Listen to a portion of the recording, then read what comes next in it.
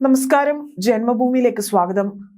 Samajwadi party parliament അംഗമായ RK. Chaudhary ആരോപിക്കുന്നത് എന്തെന്നാൽ പാർലമെന്റിൽ സ്ഥാപിച്ച ചെങ്കോൽ രാജാധിപത്യത്തിന്റെ പ്രതീകമാണ് എന്നാണ്.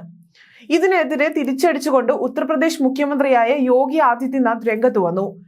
ചരിത്രത്തോടും സംസ്കാരത്തോടും ഒരു ബഹുമാനവും കാട്ടാത്തവരാണ് സമാജ്വാദി പാർട്ടി എന്നാണ് അദ്ദേഹം തിരിച്ചടിച്ചത്. ആർ.കെ. ചൗധരിയുടെ പരാമർശങ്ങൾ അപലപനീയവും അറിവില്ലായ്മയുമാണെന്ന് അദ്ദേഹം എക്സിൽ കുറിച്ചു.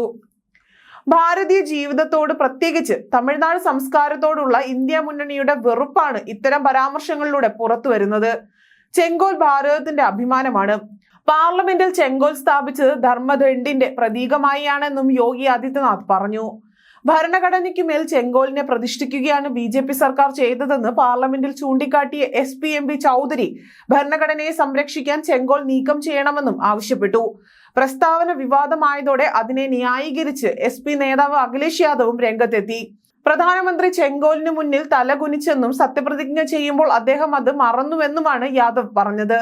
പാർലമെന്റിൽ നിന്ന് ചെങ്കോൽ നീക്കണമെന്ന് പാർലമെന്റ് MP മണികം ഠാക്കൂറും ആവശ്യപ്പെട്ടു. അതേസമയം SP നിലപാടിനെ അപലപിച്ചുകൊണ്ട് BJP വക്താവായ ഷെഹ്സാദ് പുന്നവാലയും രംഗത്തു വന്നു.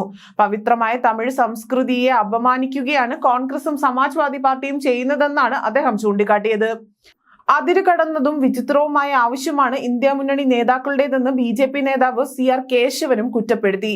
മുഴുവൻ ഭാരതീയരെയുമാണ് അവർ അപമാനിക്കുന്നത്. അതിനായി അവർ പാർലമെന്റിന്റെ പവിത്രതയെയും രാഷ്ട്രപതിയുടെ ഓഫീസിനെയും ചോദ്യം ചെയ്യുന്നുവെന്നും കേശവൻ പറഞ്ഞു. സഭയിൽ ചെങ്കോൽ സ്ഥാപിച്ചപ്പോൾ സമാജ്വാദിക്കാർ എവിടെയായിരുന്നുവെന്ന് കേന്ദ്രമന്ത്രി അനുപ്രിയ പട്ടേൽ ചോദിച്ചു.